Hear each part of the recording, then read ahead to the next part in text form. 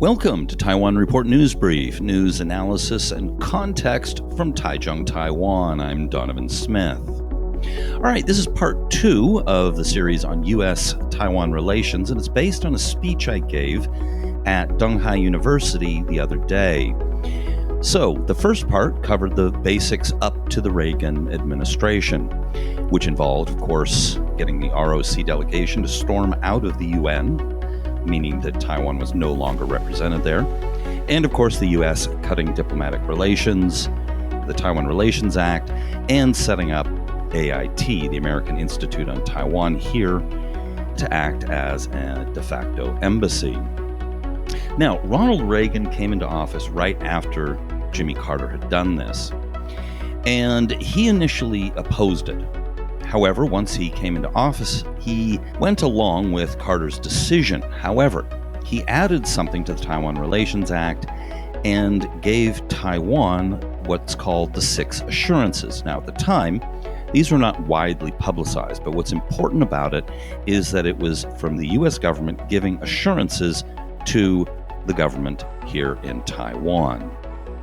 Now, these 6 assurances that Reagan gave, and he signed personally, it's been slightly modified since, but this is the current version.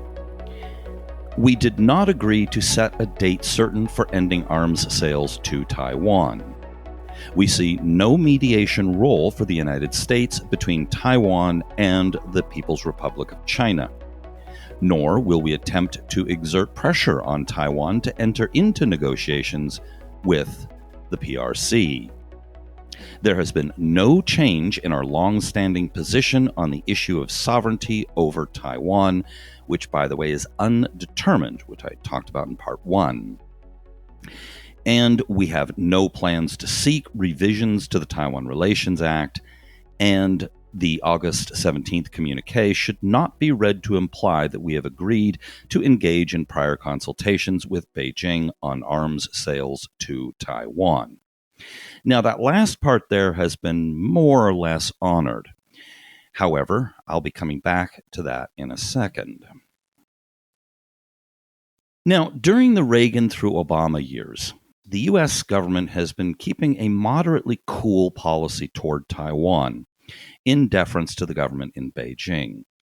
Now, it's not warm, it's not exactly cold either. It was, as I noted in the first part, the U.S. State Department put in all kinds of self-imposed rules on how Taiwan and government officials could interact, where they could meet, what people could wear even. It was kind of silly, frankly. There was an awful lot of that. Now, different administrations would sell more or less weapons to Taiwan, depending on how cool or warm they were to Taiwan and to the People's Republic. So some administrations would sell more weapons and others less, depending on how worried they were at hurting the feelings of the Chinese people and offending the government in Beijing. Now, the reason why I noted the last part of the 6 assurances is that it's true. The U.S. government, as far as we know, has not consulted with Beijing on weapons sales to Taiwan. But how modern the weapons were, how many weapons were sold, how frequently they were sold, were made internally within the United States with the reaction of the People's Republic in mind. So while in practice they weren't consulting with China, they were effectively deferring to Beijing on the decisions that they made. Now, during this period, there are various communiques made with China that refer to Taiwan. I'm not going to go into those, because recent developments have kind of shoved those under the rug. So the U.S. has been generally bowing to China's wishes, or even making up things that they were bowing to China on, but up to a point. Let me talk a little bit about Democrats versus Republicans and how they view Taiwan. The Republicans traditionally have been much more pro-Taiwan. They have historically been more pro-right-wing governments, whether they were authoritarian or not. The Democrats, historically, have been less friendly to Taiwan and less likely to crack down on left-wing authoritarian governments.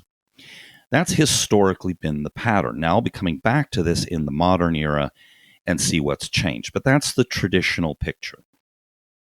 As for the KMT, the Kuomintang, versus the DPP, the Democratic Progressive Party, during the Chen years, the Chen Shui-bian presidency, the U.S. government kept trying to rein in Chen Shui-bian and, of course, the vice president, Annette Liu Xiulian, over things that they would say. And the U.S. government made it very clear to Chen that they were very concerned about Chen, as they put it or thought, rocking the boat.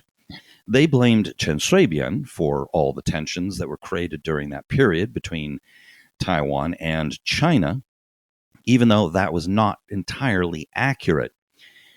However, the U.S. government did not want war, they did not want any trouble, and they found it easier to lean on Chen Shui-bian than to lean on the government in Beijing. In 2012, it appears that the U.S. government was concerned that Tsai Ing-wen might win the presidency. And in a move that was widely considered an attempt by the U.S. government to signal to Taiwan voters, an ex-official from state, or I believe it was one or two, came out and made some comments that made Tsai Ing-wen sound unreliable or hinted that they didn't trust her. During this period, it seems that the U.S. government was more pro-KMT than they were pro-DPP. There's some historical reasons for this. Of course, the KMT and the U.S. government had been working together for a couple of generations, so they knew each other well, whereas the DPP, they didn't really know what they were thinking or seemed to understand what their point was. A student, after I gave the speech, asked an interesting question. She said if Chen and Tsai were much clearer on the threat of China and took a stronger line on China, why didn't the U.S. at the time support them over the KMT? Well, the reason is that during those periods, the U.S. government was more deferential to China than to Taiwan. The U.S. did not want to rock the boat. So the U.S. government found what Chen Shui-bian, or they feared what the DPP was doing, was considered rocking the boat and causing trouble.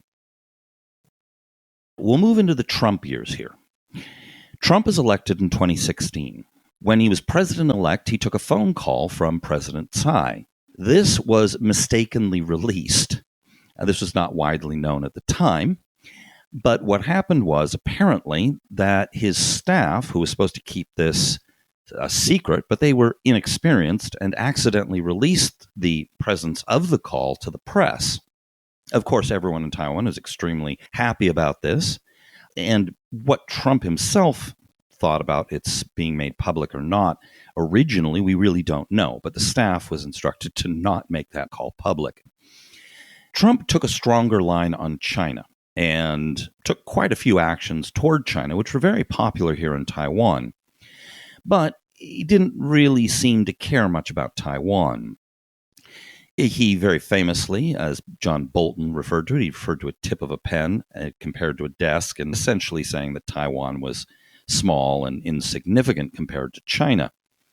So we really don't know what he thinks about Taiwan or thought about Taiwan, but he did hint at defending Taiwan if China were to attack. During one interview, he very famously kind of growled, "They know what I'll do," which hinted at a defense of Taiwan. Now, he didn't exactly say that, but that's how a lot of people, including people who are not very pro-Trump, interpreted that statement. As little as Trump seemed particularly interested in Taiwan, many of his team were very pro-Taiwan. Obviously, people like John Bolton. And during this period, arms sales started to increase significantly to Taiwan, and the quality of the arms started to increase. Congress started to get a move on and passing more pro-Taiwan legislation.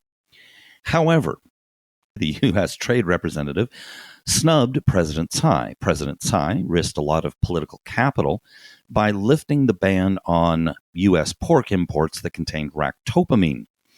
And the Trump U.S. Trade Representative basically just ignored this move on the Taiwan side, in spite of words coming out of the National Security Agency and the State Department strongly encouraging beginning talks on a free trade agreement.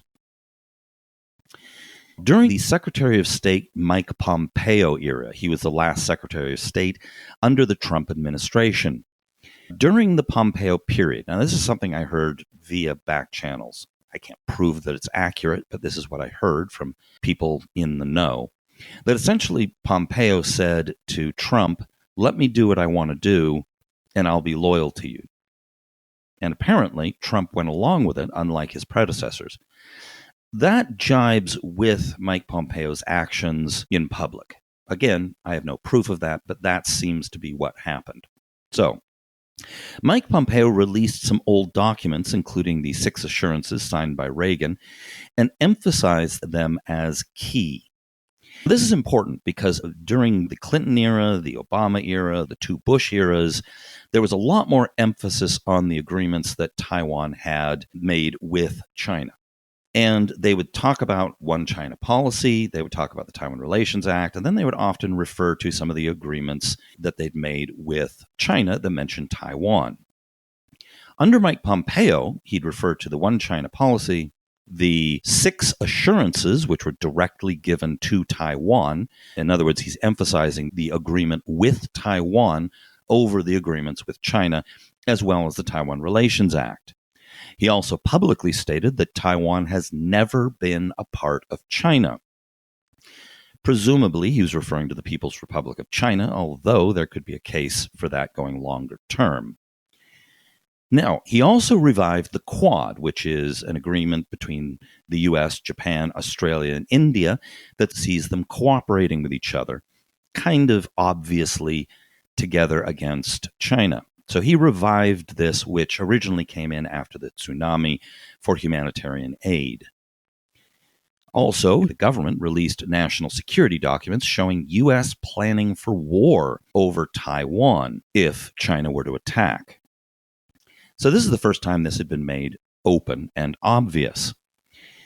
And it's suggested that the traditional policy of strategic ambiguity, which I went into in part 1, where the United States will not say one way or the other whether it will come to defend Taiwan militarily or not in case of a Chinese invasion.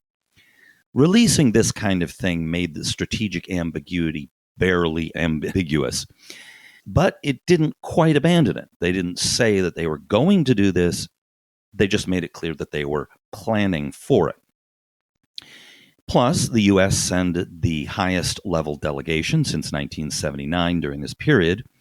And just before Trump left office, Pompeo dropped all of those silly State Department rules on contact with Taiwanese. All right, that's it for part 2. And we'll talk about the run-up to the election and the first 100 days of the Biden administration. This has been brought to you by the Taiwan Report. For more content like this, become our patron at report.tw. 还有就是那个台湾狗啦，最喜欢我的台湾狗了。